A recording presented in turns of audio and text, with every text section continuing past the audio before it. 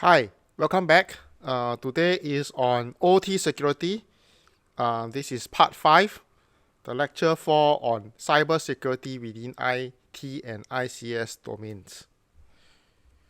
Okay, let's take a look at the video first before we proceed. Lights out. Ivano Frankisk, how a whole region was powerless in the face of an organized cyber attack.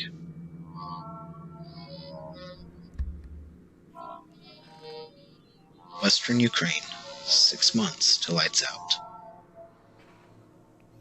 A worker at a Ukrainian power company receives an unusual email.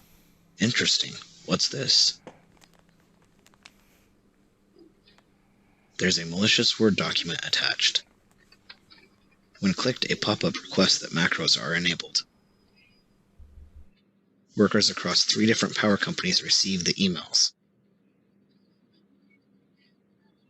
Computers across the region are infected by a malicious program. They click on the attachment and follow the prompts to enable macros, allowing a highly organized team of hackers to perform long-term, long-distance reconnaissance. 3 months to lights out. Excellent, there are plenty of orphaned accounts. I love it when they're not deleted. It's so much easier to go unnoticed.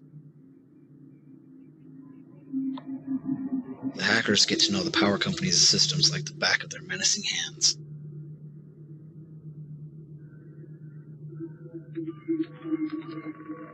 Network infiltrated. We're in!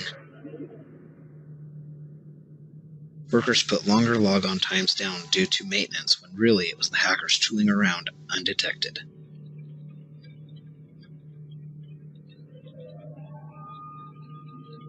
Workers' credentials, including those used to remotely log into the SCADA network, are harvested.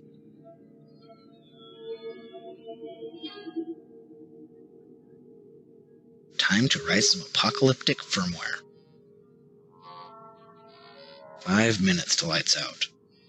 A worker at a control center in one of the power companies is nearing the end of his shift.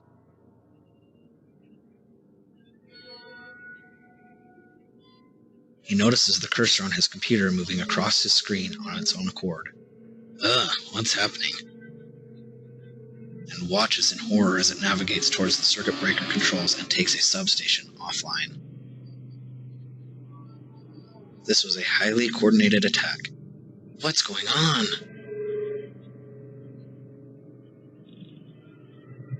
The power went down in hundreds of thousands of premises across the region.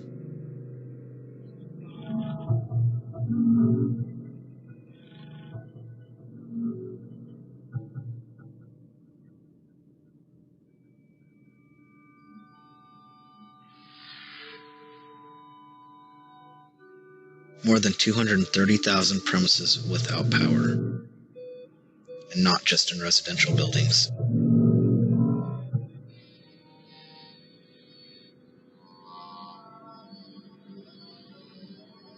The hackers also disabled backup power supplies to distribution centers, leaving operators without power. It's not working, Pavel. I just don't understand. Even the backups are down.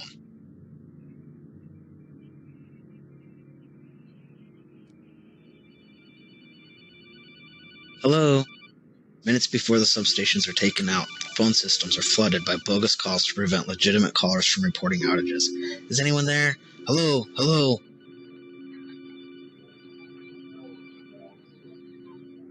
Log back in now. We need to regain control. It won't even reboot. Access denied. The hackers changed passwords and malware overwrites master records so that computers can't even reboot.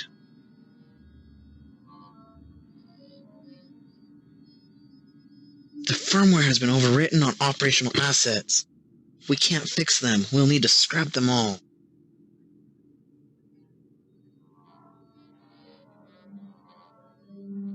Boxing Day 2015. Lights out for 2 days. Will this ever end?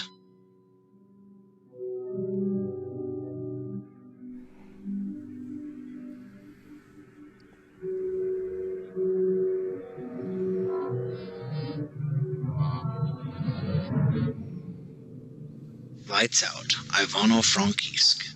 Lights out for 2 months. 2 months after the attack, although much of the region was back online, the control centers were still not fully operational. Stay vigilant, stay safe. The control systems in Ukraine were more secure than some in the USA. Don't assume it won't happen. Contact National Grid's Digital Risk and Security Team for more information at cyberresponse@nationalgrid.com. Okay, so what you'll see from that video is a cyber attack posed on IT.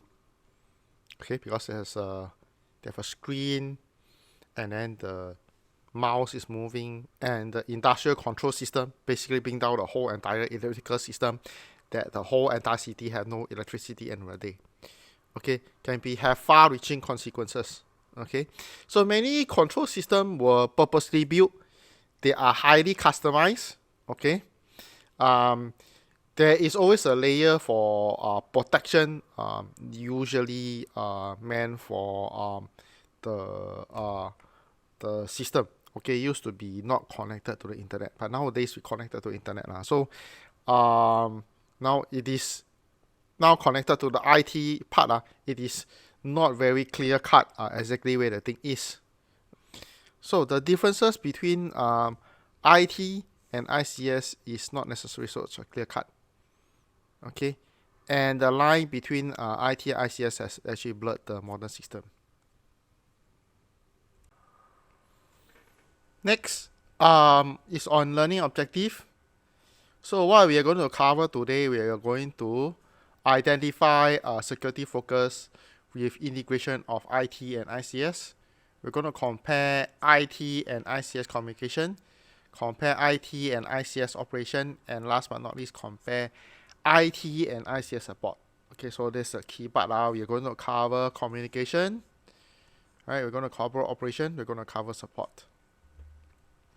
So the first one is to identify the security focus within integration of IT and ICS.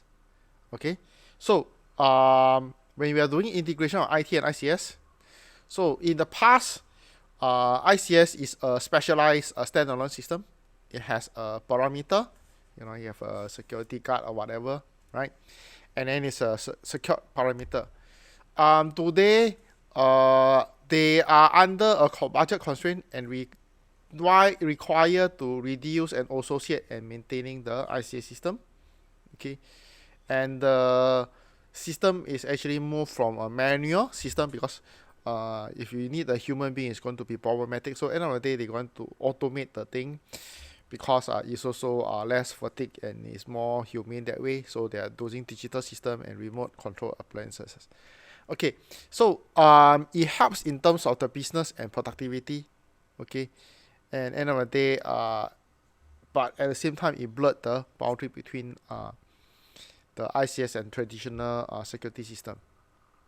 So when you're trying to combine the IT and ICS system as one, the new architecture introduce weaknesses, right?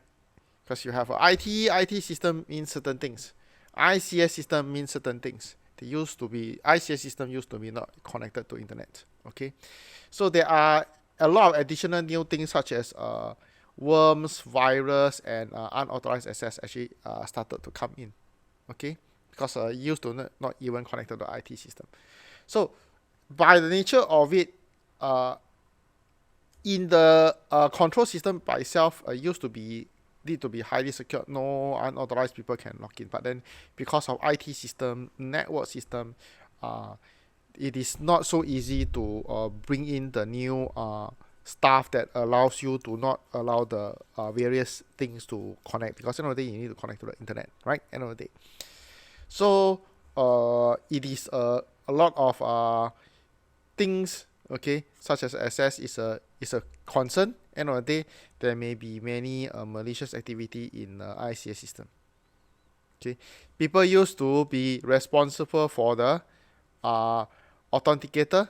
Okay, and IT are supposed to use the login and ID and establish a clear policy. But then some of these ICS system may not follow some of this. policy. You need to understand they may not have a screen allows you to enter username and password.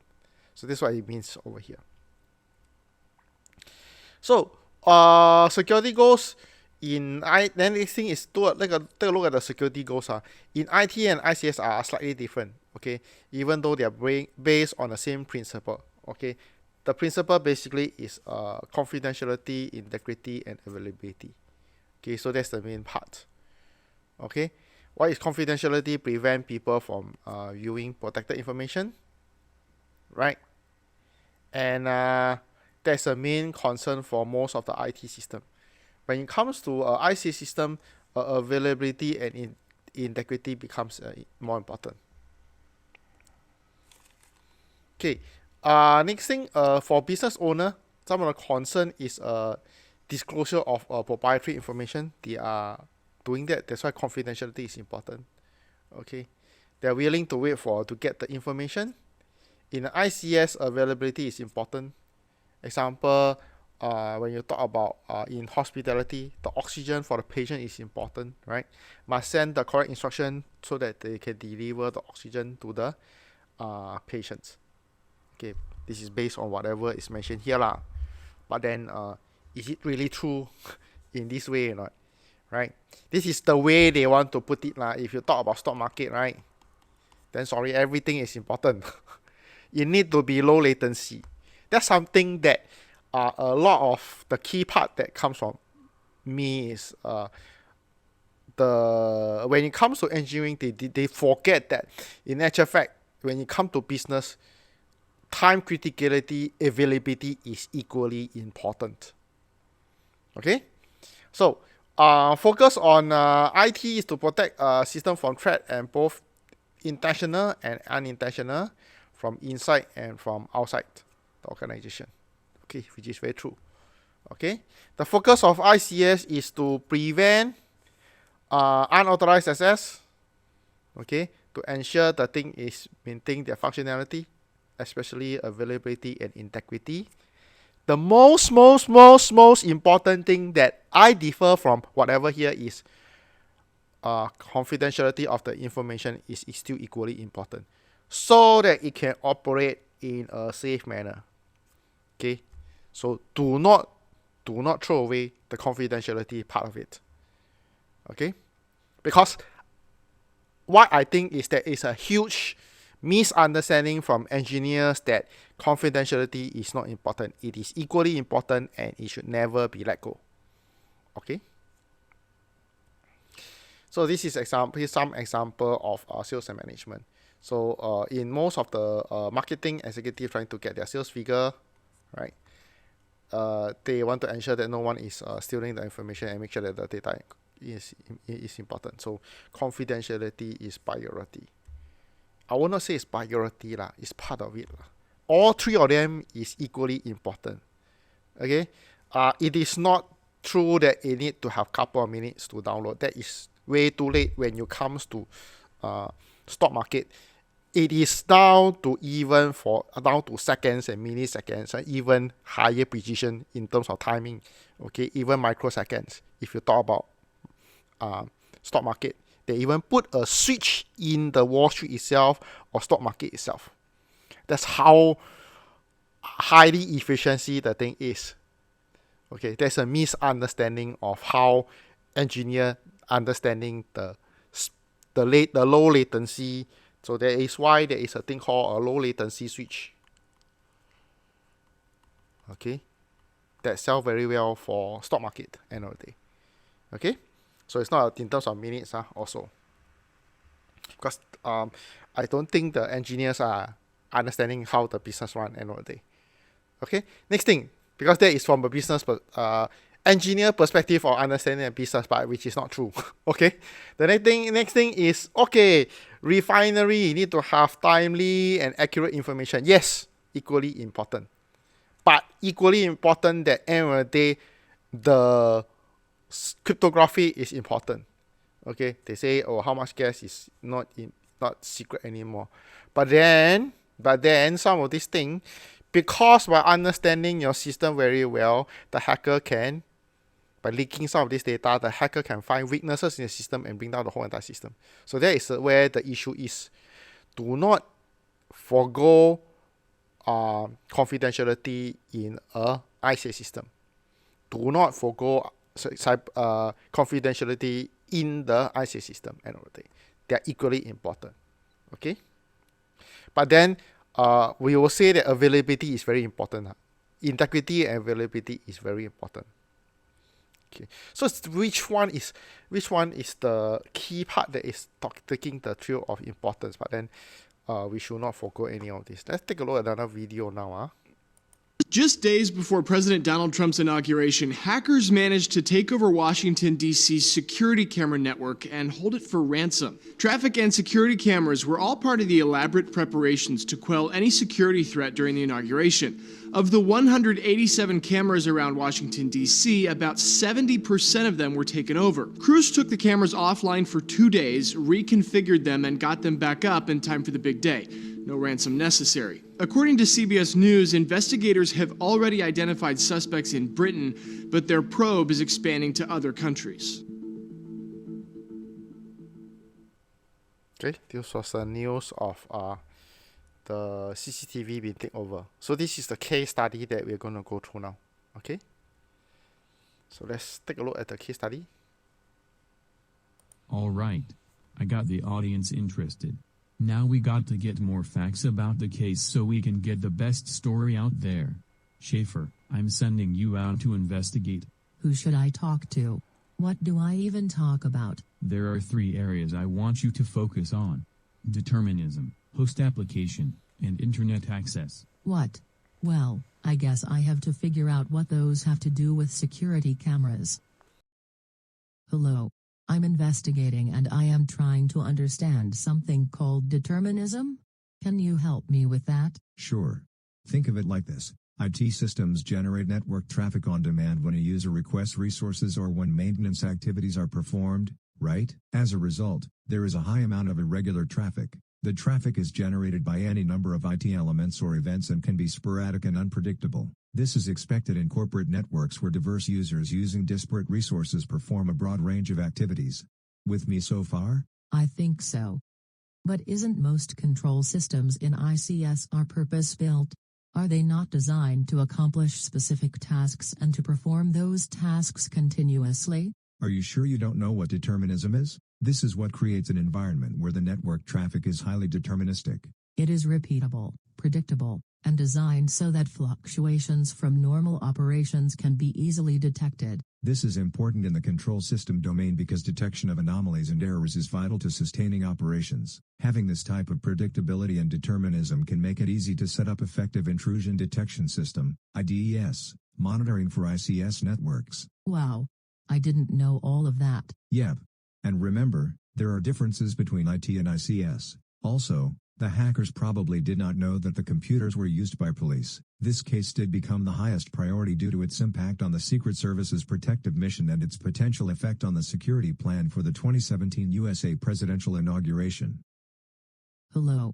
I'm investigating and I am trying to understand how host application applies to this situation.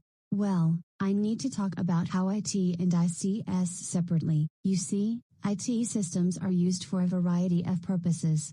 As a result, a broad range of applications are used to support the diverse requirements of the business. The applications running in an ICS environment are typically limited to those required to monitor and control a process. They are limited in functionality and are specific to the task they were designed to perform. Interesting. One side is very broad and the other side is very specific. Exactly. With the Metropolitan Police Department, MPD, their host application was Windows.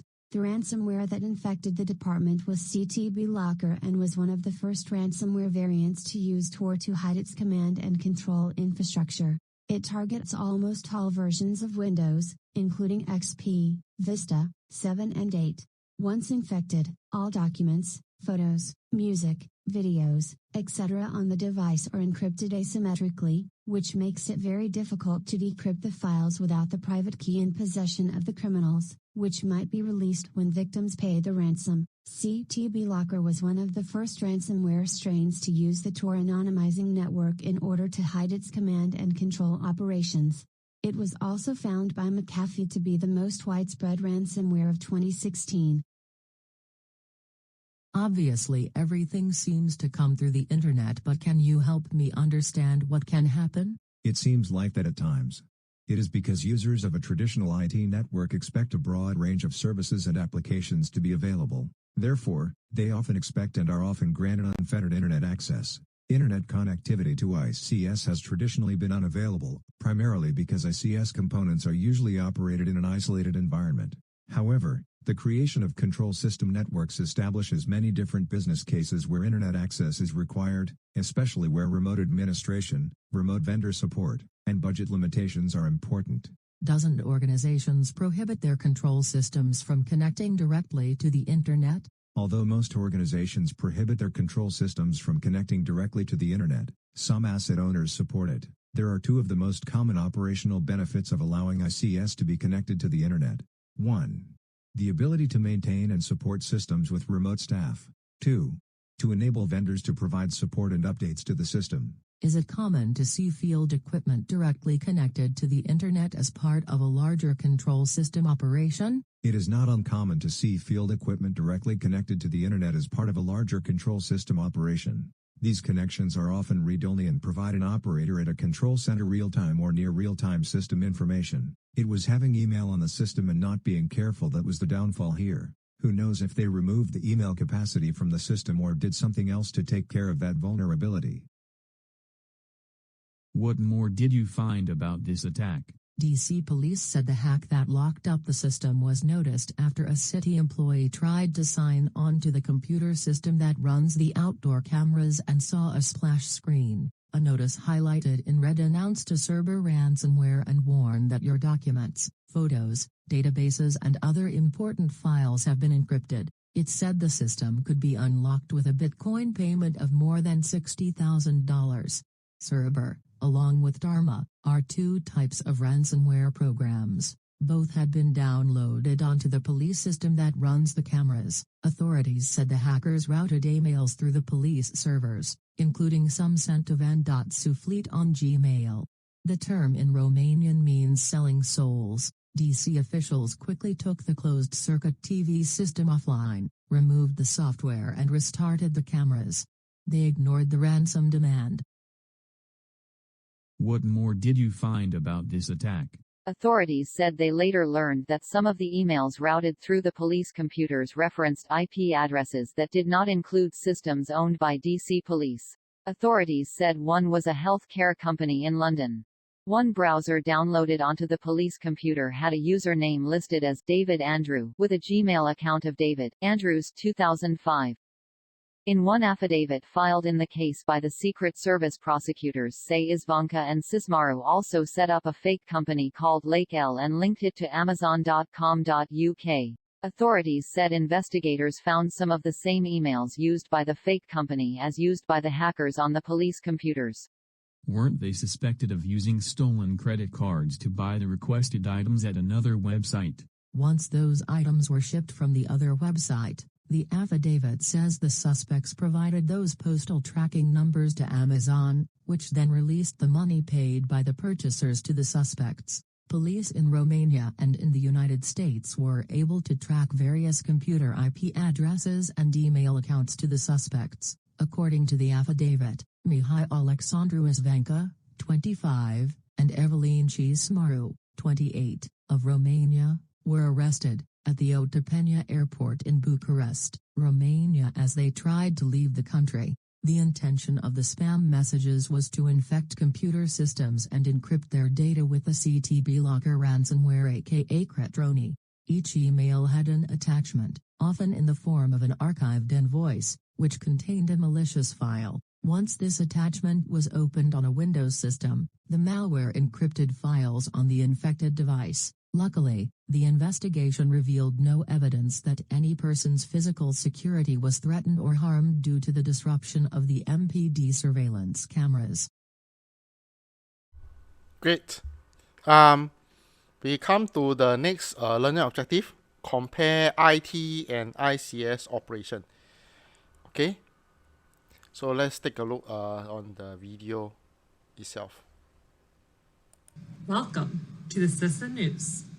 You may have heard about a cyber event, a cyber incident that took place on March 5th on the U.S. power grid. But what does it mean? And should we be concerned? Hackers shut off the light in the cold winter in Ukraine.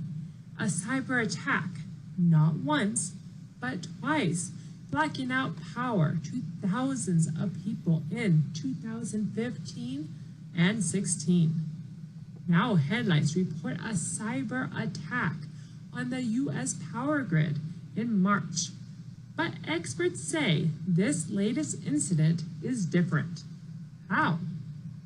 Experts say that the cyber event in California, Utah, and Wyoming on March 5th failed in shutting off the power, and that may not have been the goal. The Department of Energy is giving few details about the event that disrupted electrical system operations at the power company that day from 9:12 a.m. and 6:57 p.m., affecting Los Angeles and Kern counties, Salt Lake County, and Converse County in Wyoming. Experts say the problem is different because this was a denial of service condition. A denial of service attack is where the attackers bombard your network with the web's traffic so much that it cannot function. But a denial of service condition could be caused by something else. It could be as simple as a device crashing. Let's talk to some experts of some of the possibilities. Gregory, I understand that physical security is generally scaled in proportion to the criticality of the information being protected. Affirmative. In the IT domain, physical security prevents unauthorized access to locations where proprietary information is handled or stored.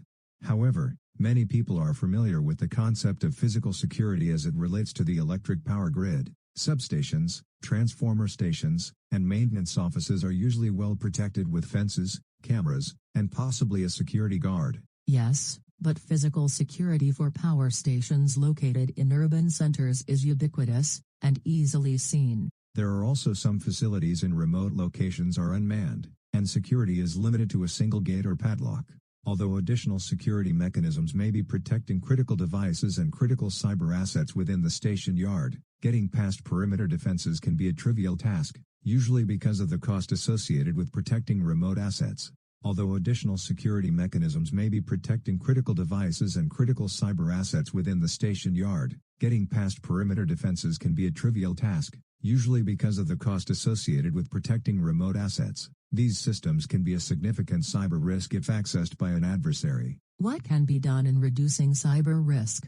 Establishing a robust physical security perimeter around ICS assets is critical to reducing cyber risk. Integrating corporate and control system networks is also justified because it provides a more cost-effective management model. However, the blending of IT and ICS networks can negate the physical security perimeter and open the system up to threats across the world. Does firewalls be part of physical security? Yes, firewalls could also be part of the physical security network that lets the main control room know if there was a breach of the building, gate, etc. During an unexpected reboot, S-Power should have had a back disaster recovery plan.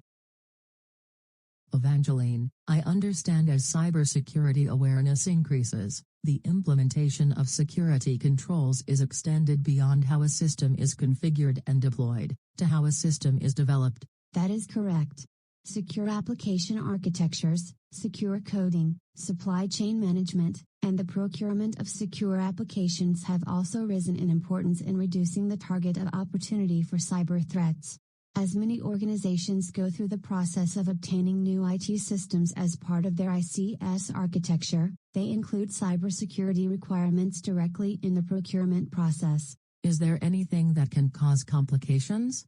The requirements that ICS must operate in high availability, high capacity modes make the implementation of some common security countermeasures difficult.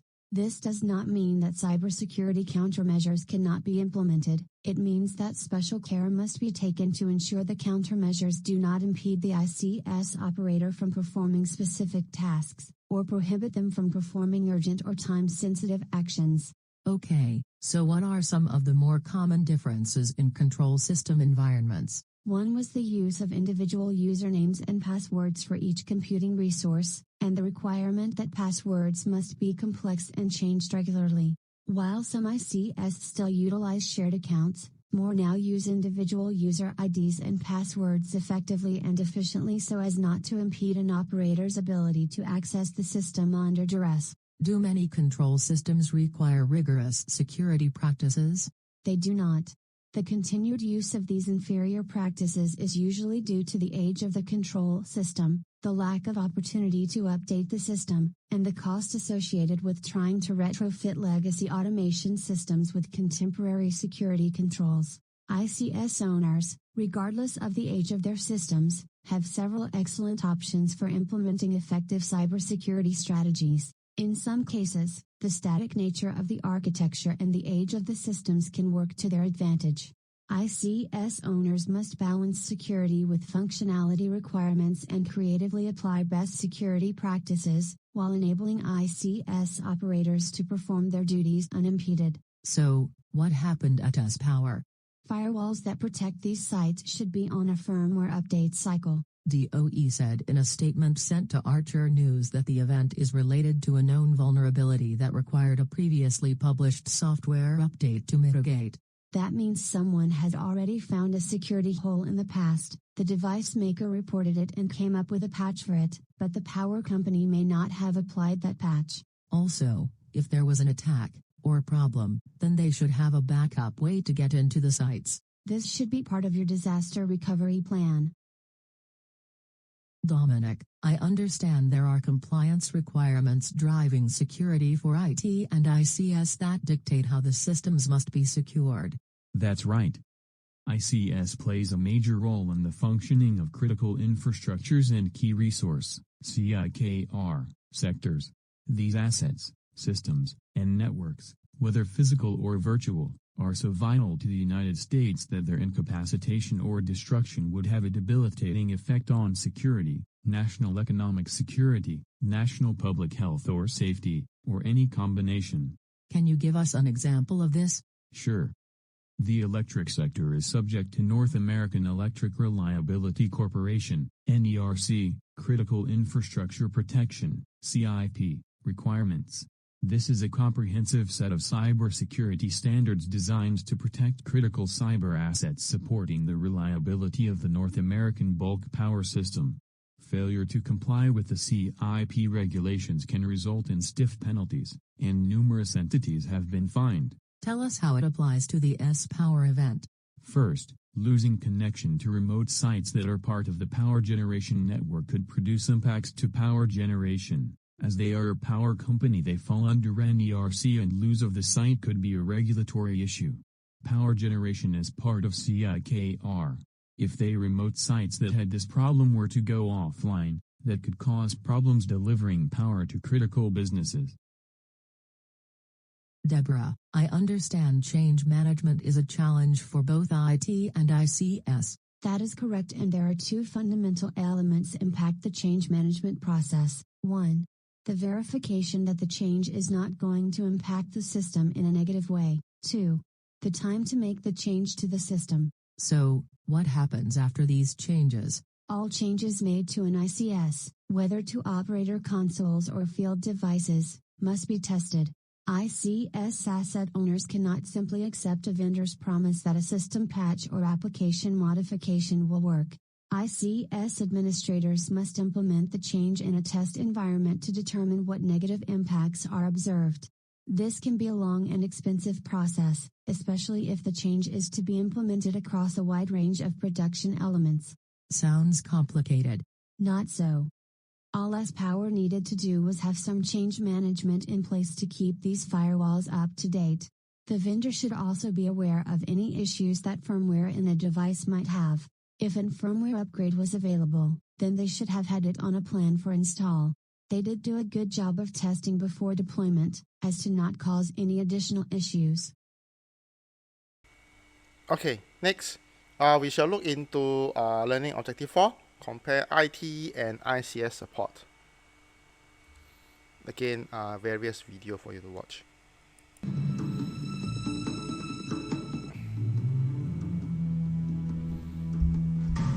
Did you notice that there were 6 machines that shut down? I noticed something. Should we be concerned? Let's get some advice. Hello, transfer me to the experts, please. What can antivirus and anti-malware do for me? I am glad you asked. Being able to manage malware effectively is critical to the survivability and security of any network environment.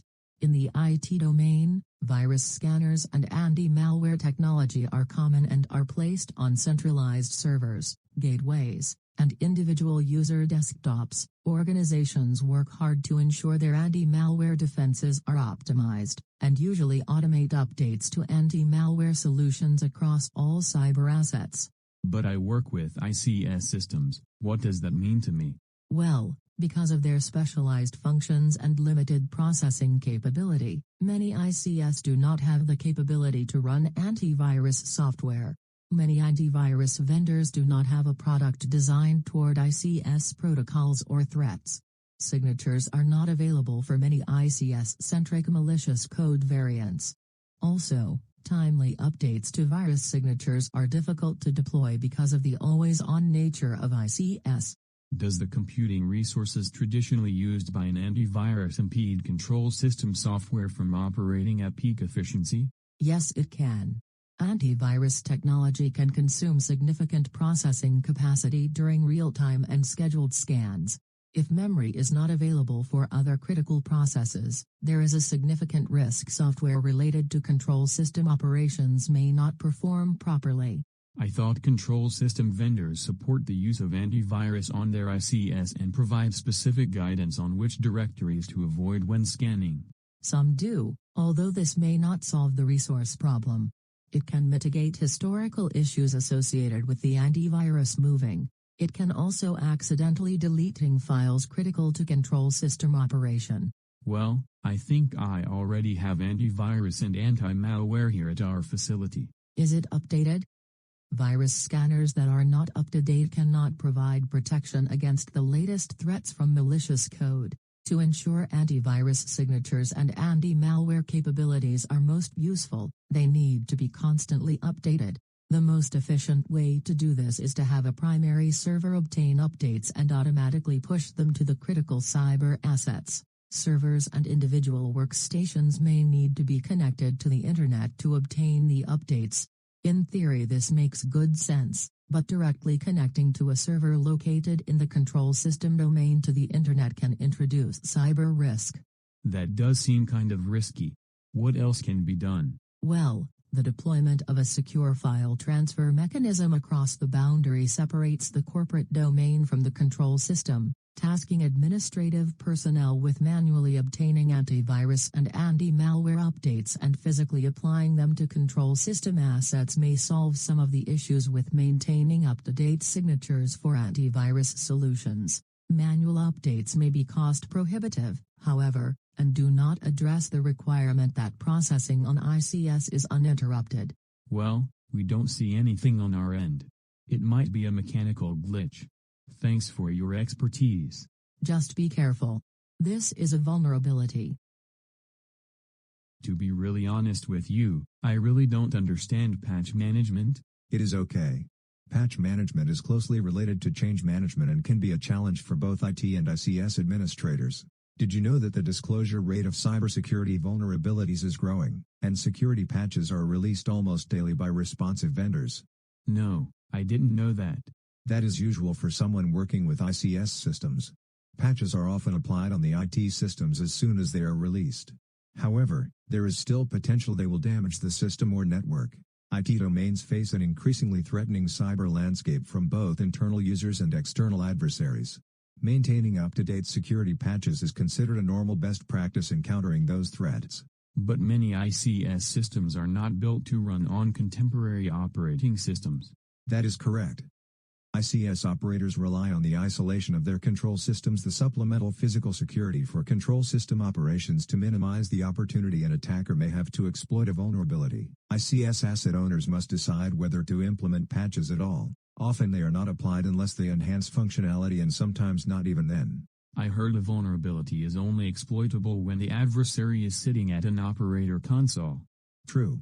The asset owner may consider that the only realistic threat actor to capitalize on this vulnerability would be someone who breaks into the facility control room or a malicious insider. The asset owner may choose not to apply the patch because of the physical security they have in place to protect against an unauthorized individual getting into the control room, as well as their exhaustive personnel screening program designed to mitigate an insider attack. Yeah, we feel that isolation from the internet or corporate network reduces our cyber risk to zero. Careful. With the pervasive use of portable media, such as USB or optical drives, malicious code or transport hacking software can be introduced into the system. Then an intruder can use the code or software against older or unpatched operating systems.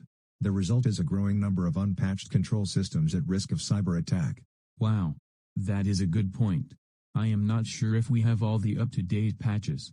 Thanks for your expertise. Just be careful. This is a vulnerability. Can you help me understand the purpose of security testing? No problem. The goal of security testing is to gain a comprehensive understanding of the cyber risk profile of a system. Testing provides insight into system vulnerabilities, as well as workable countermeasures, and helps asset owners determine how best to improve their security. Testing objectives can be broad in nature, and the methods used to perform security testing can be diverse. So wait, what does it focus on? It focuses on confidentiality, integrity and availability.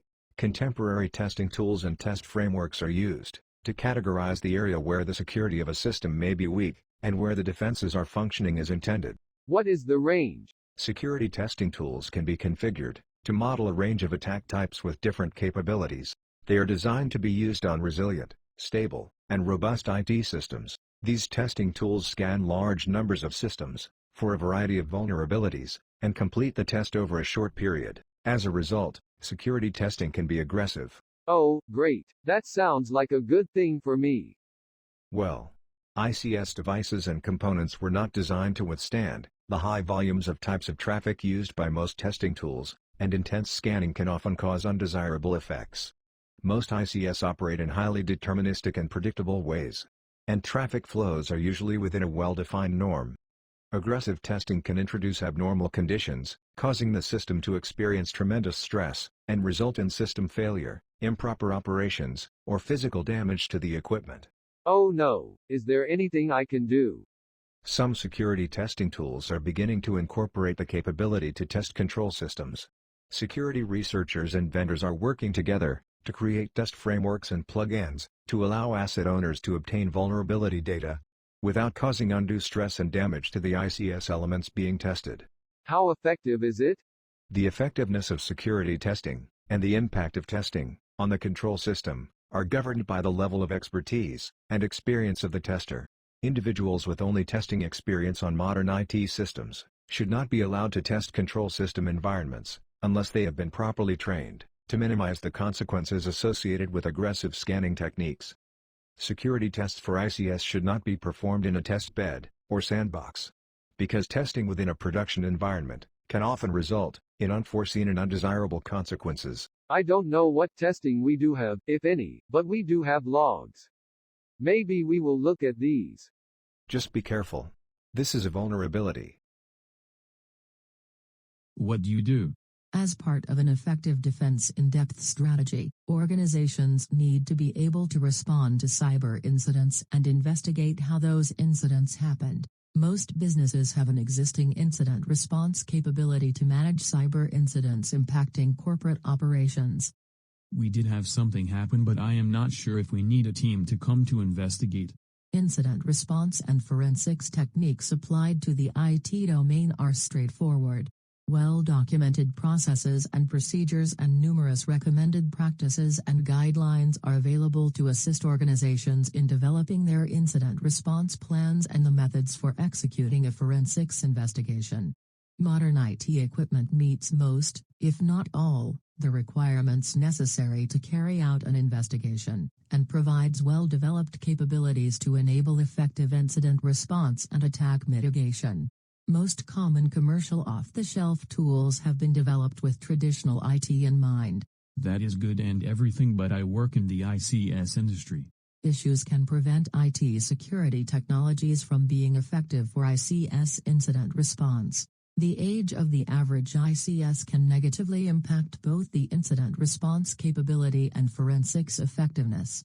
The technical capabilities required to facilitate appropriate response and investigation techniques, such as event logging, do not exist in many of the control systems in operation today. Luckily, some ICS vendors are making it easier for asset owners to perform incident response and forensics by moving to more contemporary operating systems as the platform for control system solutions. What does that mean? By doing so, asset owners investigating control system cyber incidents can take advantage of the response and investigation tools designed for modern computing platforms. Often, both IT and ICS are required to simply reboot an impacted computing resource, reconfigure equipment, or rebuild/restore from a system image to facilitate a quicker restoration of the system. Rebooting or rebuilding systems for either IT or ICS can result in loss of forensics data. These methods may destroy evidence artifacts that could have been used to determine root causes of the cyber incident. Well, we think it was just a mechanical malfunction and do not need an investigation. Thanks for your expertise. Just be careful. This is a vulnerability. I did my research and went with the best vendor. I should be good, right? Competitive technology markets, an increasingly mobile workforce, and tight corporate resources have caused many companies to outsource the management and implementation of their IT functions. Cloud computing, infrastructure as a service, software as a service, and security as a service are being used more throughout the IT domain. These benefits could possibly outweigh the risks for companies striving to maintain a competitive advantage, and to ensure their data are available anywhere, anytime. Wait, what risks? The implementation of IT services is well known and understood. However, ICS poses a much greater challenge to a company offering services outside the confines of the corporate network.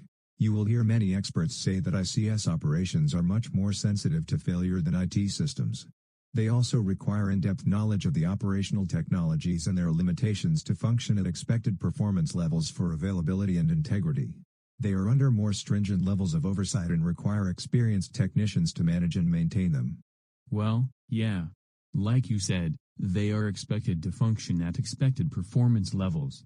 Sadly, outsourcing for ICS operations is not at the level of maturity as IT operations. The risks to critical infrastructure and the consequences of service failure should be carefully examined before outsourcing is considered for ICS.